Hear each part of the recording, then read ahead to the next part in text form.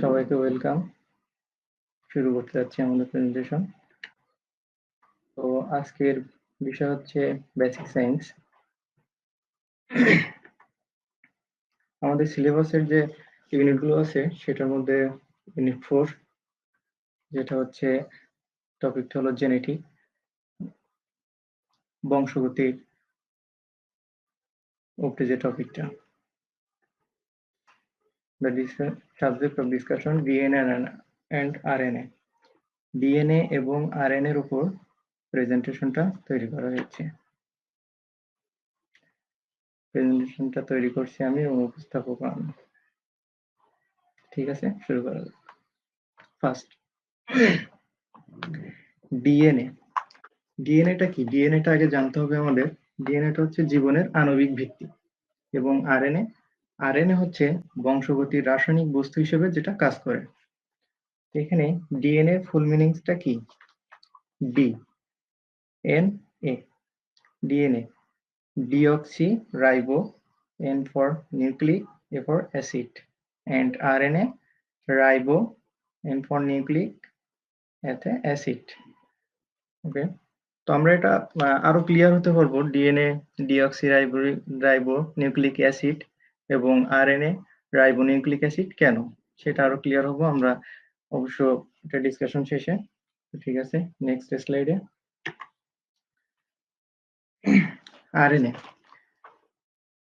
RNA আগেই বলছি যে আরএনএ হচ্ছে বংশগতির রাসায়নিক বস্তু হিসেবে আরএনএ কাজ করে থাকে। তো আমরা তার আগে ডিএনএটা সম্পর্কে আলোচনা করব। তাহলে ডিএনএ সম্পর্কে আলোচনা করার পরপরই খুব সুন্দরভাবে ক্লিয়ার হয়ে যাবে যে আরএনএ সম্পর্কে। কেননা দুইটা অনেকটা সেম অ্যাজ লাইক, পুরোপুরি একই না, তবে গঠন স্ট্রাকচার অনেকটাই সেম। তো ঠিক আছে, আমরা ফার্স্ট ডিএনএ সম্পর্কে আলোচনা করি। তো দেখা যাক, আসলে শুরু করা যাক। Okay, what is DNA? DNA is a polymer. Okay, DNA কে পলিমার কেন বলা হচ্ছে? আচ্ছা, ডিএনএ হলো একটি পলিমার। তার আগে আমাদের জানতে হবে পলিমার কি। ওকে, পলিমার হচ্ছে এক ধরনের চেইন শেপ, অ্যাজ লাইক এই যে ছোট্ট ছোট্ট বোল্ট যেগুলো বা গোল, এইগুলো একত্রে গঠন হয়ে তৈরি হচ্ছে পলিমার। এই গোল গোল গোল গোল একটার পর একটা লেগে লেগে তৈরি হচ্ছে একটা পলিমার। গোল গোলগুলো কি? গোল গোলগুলোকে বলা হচ্ছে মনোমার। ডিএনএ মনোমার গুলোকে নিউক্লিওটাইড বলা হয়। ঠিক আছে, তো নিউক্লিওটাইড মূলত ডিএনএ গঠন করে। নিউক্লিওটাইড একটার সাথে আরেকটা পেশি, এভাবেই তৈরি হয় ডিএনএ। তবে নিউক্লিওটাইডের সাথে কিভাবে নিউক্লিওটাইড তৈরি হয় সেটা আমাদেরকে আগে জানতে হবে। ওকে, নিউক্লিওটাইড তৈরি হতে হলে আগে নিউক্লিওসাইড থেকে তৈরি হচ্ছে নিউক্লিওটাইড। ফার্স্ট আমাদের অবশ্যই জানতে হবে যে নিউক্লিওসাইড কিভাবে তৈরি হয়। এখানে দেখতে পাচ্ছেন আপনারা সবাই যে nucleoside is made by nitrogen car plus sugar. তো নিউক্লিওসাইড কিভাবে তৈরি হচ্ছে? নাইট্রোজেন কার প্লাস সুগারের মিশ্রণে তৈরি হয় নিউক্লিওসাইড। সুগার, তাহলে আমাদের জানতে হবে নাইট্রোজেন বেসটা কি এবং সুগার কি। Pentose sugar. এখানে দেখেন সুগার দুই প্রকার, একটা হচ্ছে রাইবোজ সুগার, একটা হচ্ছে ডিঅক্সিরাইবোজ সুগার। তো এক রাইবোজ সুগার এবং ডিঅক্সিরাইবোজ সুগারের মধ্যে পার্থক্যটা কোথায়? এবং এটাকে পেন্টোজ বলা হয় এই কারণে যে এখানে 5টা অণু দেওয়া আছে, নাম 1 2 3 4 5, যার কারণে এটাকে পেন্টোজ সুগার বলা হয়। এবং এখানে ডিঅক্সিরাইবোজ এন্ড রাইবোজ। তো ডিঅক্সিরাইবোজ এন্ড রাইবোজ আমরা আগেই দেখছি যে DNA deoxyribose nucleic acid and RNA ribose nucleic acid. সেহেতু এখানে খুব সহজে বোঝা যাচ্ছে যে রাইবোজ নিউক্লিক অ্যাসিডটা ব্যবহার হবে আরএনএ এর ক্ষেত্রে এবং ডিঅক্সিরাইবোজটা ব্যবহার হবে ডিএনএ এর ক্ষেত্রে। তো ফার্স্ট আমরা দেখি এখানে ডিএনএ এবং আরএনএ মূল পার্থক্যটা এখানেই। এখানে 2 নাম্বার অণুতে, নাম্বার 1 নাম্বার 2 অণুতে এখানে এইচ অনলি হাইড্রোজেন এবং এখানে ওএইচ অক্সিজেন হাইড্রোজেন। যার কারণে ডিঅক্সি কেন বলা হচ্ছে? ডিঅক্সি মানে নেই বা অনুপস্থিত, এখানে অক্সিজেনের অনুপস্থিত, যার কারণে এটাকে বলা হচ্ছে ডিঅক্সিরাইবোজ এন্ড এখানে রাইবোসের মধ্যে রাইবোস, এখানে অক্সিজেন আছে সেহেতু এটাকে রাইবোস, এটা ব্যবহৃত হয় অনলি আরএনএ এর ক্ষেত্রে। এবং এই সুগারটা, এই পেন্টোজ সুগারটা মানে ডিঅক্সিরাইবোস পেন্টোজ সুগারটা ব্যবহার হয় আর ডিএনএ এর ক্ষেত্রে। যখন ডিএনএ অণু তৈরি হয় তখন ডিঅক্সিরাইবোস সুগার ব্যবহৃত হয়। ওকে, তো আমরা সুগার সম্বন্ধে জানলাম। সুগার মূলত পেন্টোজ সুগার দুই ধরনের, একটা রাইবোস এন্ড আর একটা ডিঅক্সিরাইবোস।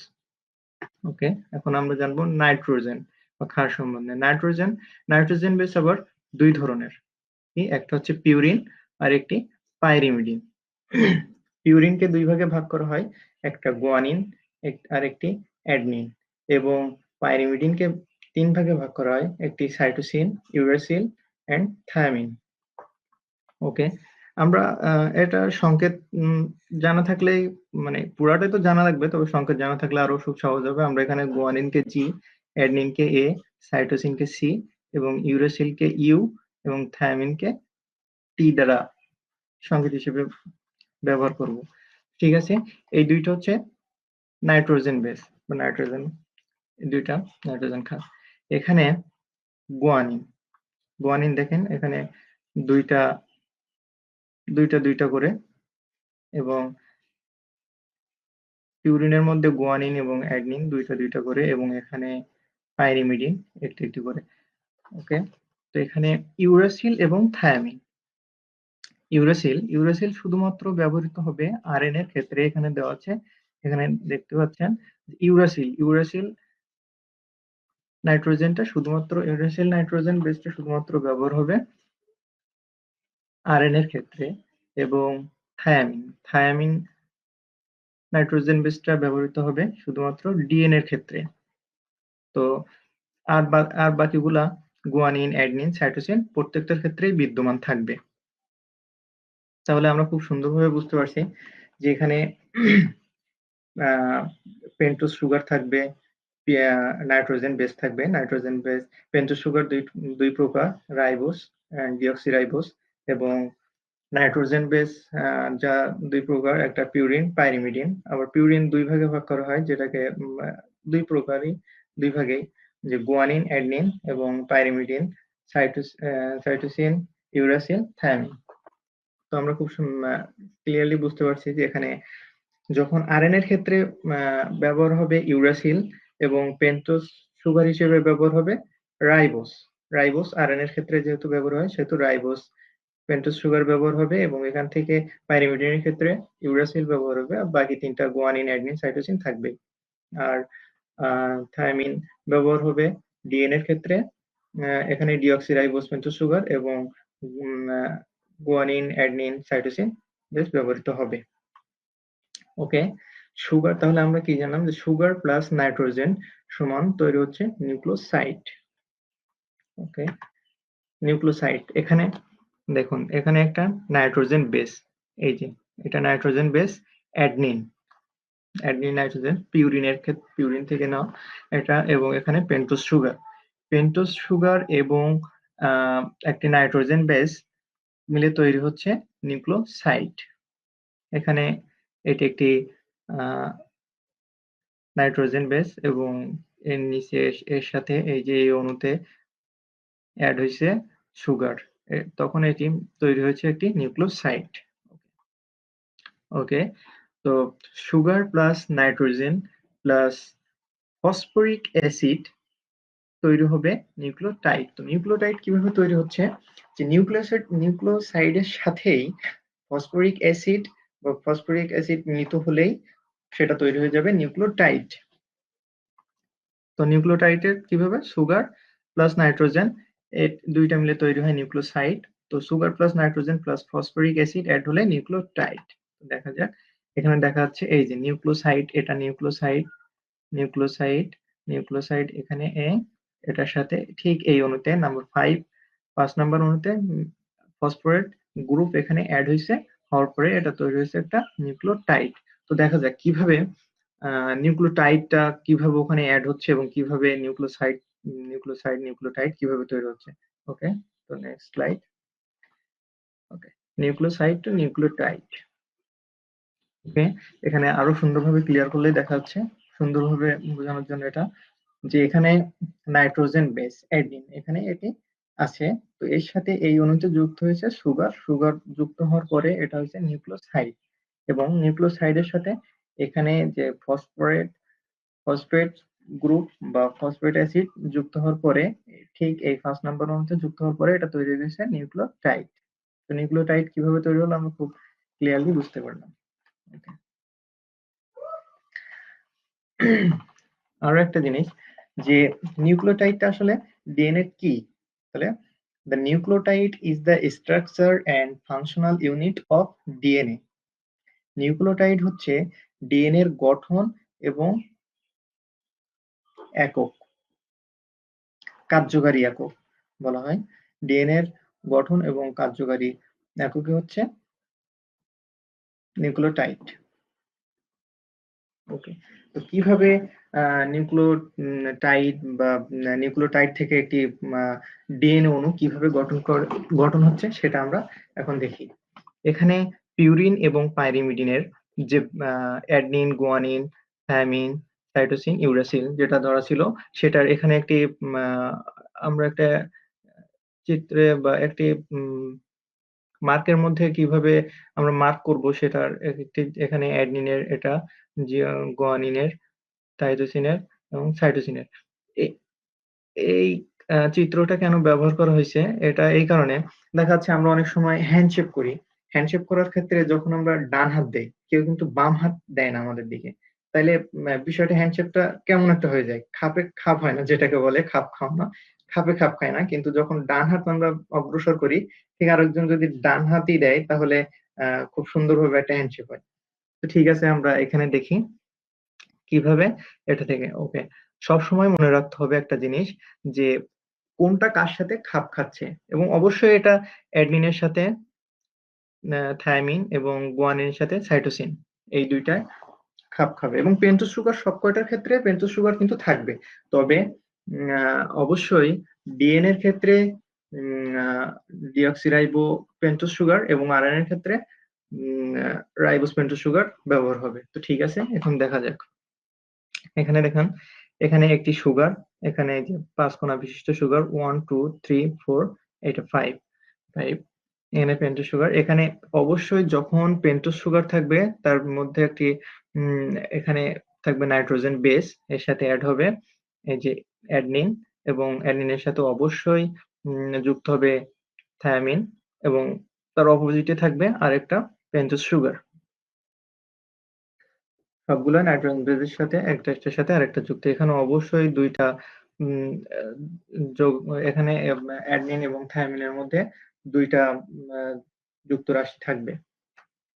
এবং ঠিক এখানে তার ঠিক নিচে আরেকটা আঁকা হয়েছে, যেটা সুগার, এবং এটা গুয়ানিন। গুয়ানিনের সাথে সাইটোসিন, আর ঠিক তার অপোজিটে একটি সুগার, পেন্টোজ সুগার। এখানে সবগুলা দুই সাইডে পেন্টোজ সুগার থাকবে, এবং মাঝখানে মিলিত থাকবে এখানে একটি ক্ষার বা নাইট্রোজেন বেস এবং সুগার।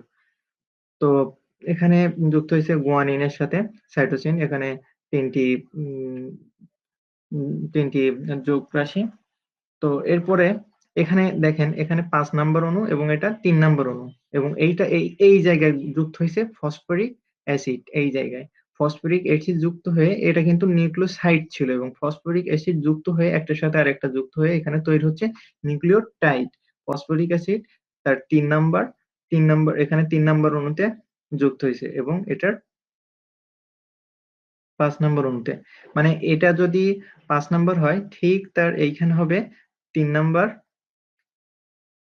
এবং এইখানে সেম সাইড, এখানে 1 number, 2 number, 3 number, 4 number, 5 number, এবং এই যে 5 নাম্বার অণুতে এর 1 2 3 নাম্বার অণুতে মিলিত হয়েছে ফসফরিক অ্যাসিড, এবং এখান থেকে ঠিক এটাও সেম সেম সেম, এটা 3 নাম্বার, তখন এটা হবে 5 নাম্বার। এই যে 1 2 3 4 5, 5 নাম্বার অণু, মানে 3 নাম্বার অণু 5 নাম্বার অণুর সাথে মিলিত হবে, 5 নাম্বার অণুতে ফসফরিক অ্যাসিড মিলিত হবে, এবং একটি ফসফরিক অ্যাসিড এবং আরেকটি নিউক্লিওসাইড, একটি নিউক্লিওসাইড ফসফরিক অ্যাসিড প্লাস আরেকটা নিউক্লিওসাইড মিলে তৈরি হচ্ছে একটা নিউক্লিওটাইড।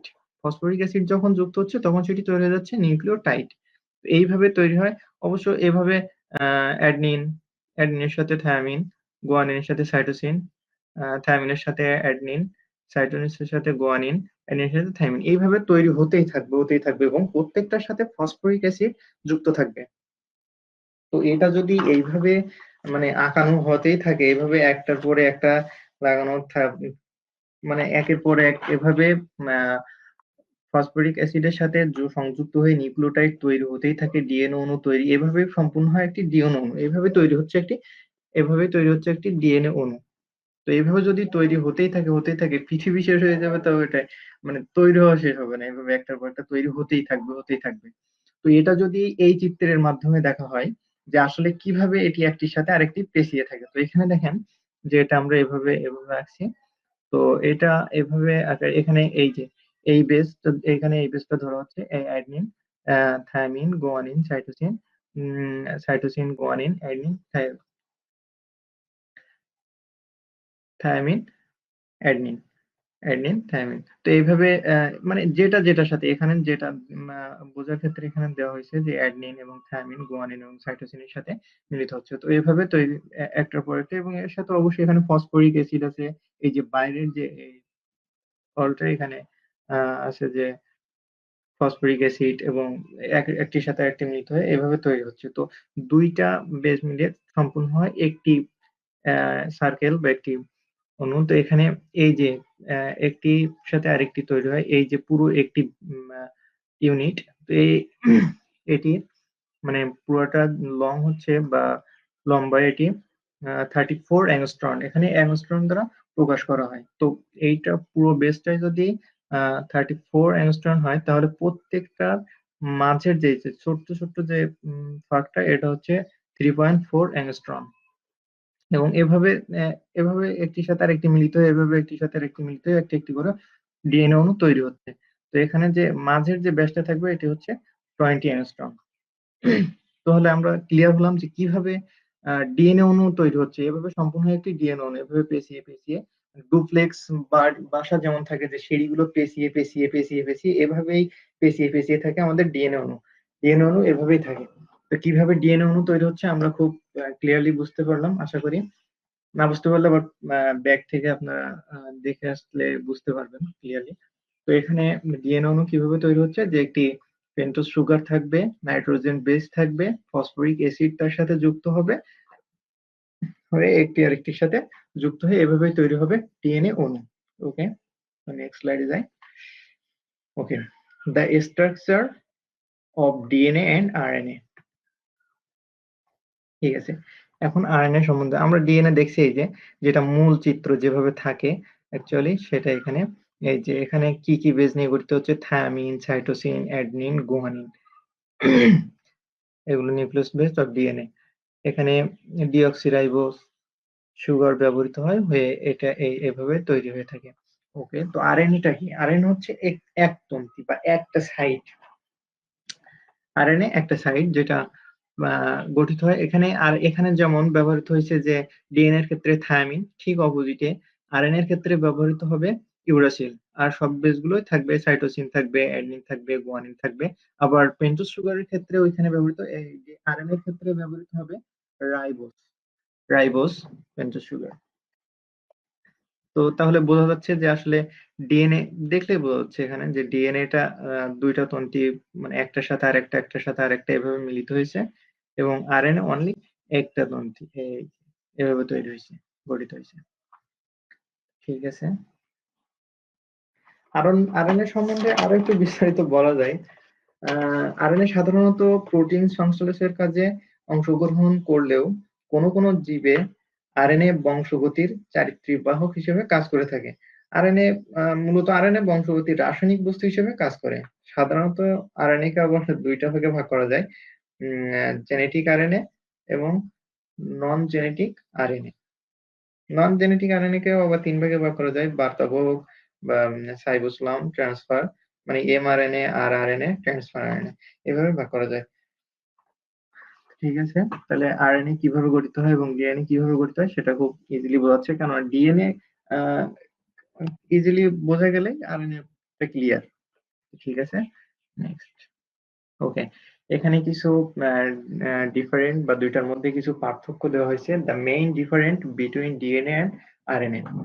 ঠিক আছে, আমরা দেখি ডিএনএ এবং আরএনএ এর ক্ষেত্রে মূলত কি কি পার্থক্য সেটা দেখলেই বোঝা যায়। অ্যাজ লাইক সেম বলছিলাম, তো এখানে পার্থক্য দুইটা দেখলেই বোঝা যাবে। DNA, number one, DNA is a genetic material.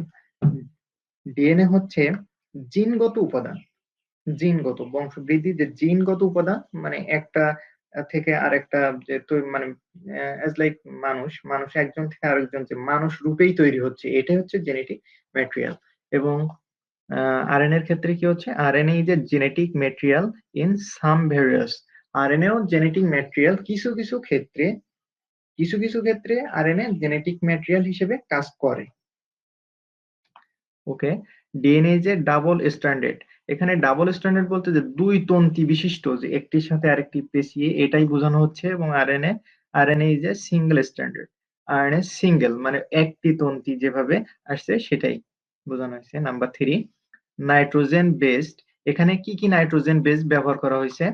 R অ্যাডনিন, guanine, আমরা জানি যে দেখছি ওখানে যে অ্যাডনিন ব্যবহৃত হবে, গুয়ানিন, সাইটোসিন, এই তিনটা বেস, নাইট্রোজেন বেস অবশ্যই সব কয়টির ক্ষেত্রেই থাকবে, তবে এখানে স্পেসিফিক থায়ামিন, থায়ামিনটা ব্যবহৃত হবে হচ্ছে ডিএনএ এর ক্ষেত্রে। এবং আরএনএ এর ক্ষেত্রে কি, আরএনএ এর ক্ষেত্রে নাম্বার থ্রি, নাইট্রোজেন বেস আর অ্যাডনিন, গুয়ানিন, সাইটোসিন, যে তিনটাই এখানে আছে। এবং ডিফারেন্ট হিসেবে, ডিফারেন্টলি কি ব্যবহৃত হচ্ছে, এখানে ইউরাসিল ব্যবহৃত হচ্ছে। ওকে, নাম্বার ফোর, এখানে দ্য সুগার পার্ট, এখানে যে সুগারের ব্যবহৃতটা হয়েছিল, পেন্টোজ সুগার, ডিএনএ এর ক্ষেত্রে, ডিএনএ এর ক্ষেত্রে ব্যবহৃত হচ্ছে, ডিএনএ এর ক্ষেত্রে ব্যবহৃত হচ্ছে ডিঅক্সিরাইবো, ডিঅক্সিরাইবোস, পেন্টোজ সুগার। এবং অপোজিটে দ্য সুগার পার্টিস, আরএনএ ক্ষেত্রে the sugar parties ribose, ribose pentose sugar ব্যবহৃত হচ্ছে। তাহলে মূলত ডিএনএ এবং আরএনএ এর নামকরণটা আমরা খুব ভালোভাবে বুঝতে পারছি যে ডিএনএ ব্যবহৃত নামকরণটা হচ্ছে ডিঅক্সিরাইবোস নিউক্লিক অ্যাসিড এবং আরএনএ রাইবোস নিউক্লিক অ্যাসিড। ওকে, তো নেক্সট স্লাইড।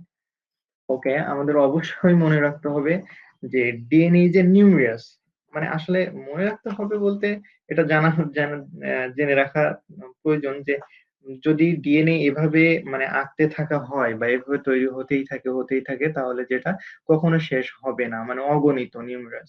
এবং DNA is the molecular base of life, এটা জেনে রাখা প্রয়োজন যে জীবনের, ডিএনএ হচ্ছে জীবনের আণবিক ভিত্তি, যেটা জীবনের যে আণবিক ভিত্তি এটাই বহন করে হচ্ছে ডিএনএ। এবং আরএনএ কি করে, যে আরএনএ বংশগতির রাসায়নিক বস্তু হিসেবে কাজ করে। RNA acts as a hydrating chemical, এটি বংশগতির রাসায়নিক বস্তু হিসেবে কাজ করে। ঠিক আছে, এবং ক্রোমোজোম, এখানে ক্রোমোজোমটা এক্সট্রা দেওয়া হয়েছে যে আর দা ফিজিক্যাল বেসিক অফ হাইড্রেটি, মানে ক্রোমোজোম হচ্ছে বংশগতির ভৌত ভিত্তি, মানে বংশগতির যে ভৌত ভিত্তি এটাই ক্রোমোজোম সম্পন্ন করে থাকে এবং ক্রোমোজোমের মধ্যে এগুলো থাকে। তো DNA is the molecular basic of life, DNA হচ্ছে জীবনের আণবিক ভিত্তি, এবং আরএনএ হচ্ছে বংশগতির রাসায়নিক বস্তু ভিত্তি, এবং ক্রোমোজোম বংশগতির ভৌত ভিত্তি। ওকে, তো আমরা আশা করি সব ক্লিয়ারলি বুঝতে পারছি। যদি বুঝতে কোনো অসুবিধা হয় অবশ্যই কমেন্টের মাধ্যমে জানাবেন। আর আশা করি সবাই বুঝতে পারবেন, এবং না বুঝতে পারলে ভিডিওটা কয়েকবার রিভিউ করে দেখলে আই থিংক বোঝা যাবে। ওকে, থ্যাংক ইউ এভরিওয়ান। তো এখানেই শেষ করছি, আশা করি সবাই বুঝতে পারবেন। আর সবাই সবার জন্য একটি সাজেস্ট দ্যাট, যে সবাই যদি আমরা অল্প অল্প করে পড়তে থাকি, রেগুলার যদি আমাদের পড়াটা মেনটেন করি, তাহলে আমরা পড়ার মধ্যে থাকলে কি হবে যে আমাদের পড়াটা সবসময় একটা রিমাইন্ডে যে আমাদের সবসময় পড়ার মধ্যে থাকবে। কিন্তু যদি মোটেই না পড়া হয়, আবার দেশের যে অবস্থা, না জানি আল্লাহ কবে আমাদের সুস্থ পরিবেশে ফিরিয়ে দিবেন, কবে থেকে আমাদের ক্লাস শুরু হবে এমন কোনো নির্দিষ্ট কিছু বলা যাচ্ছে না।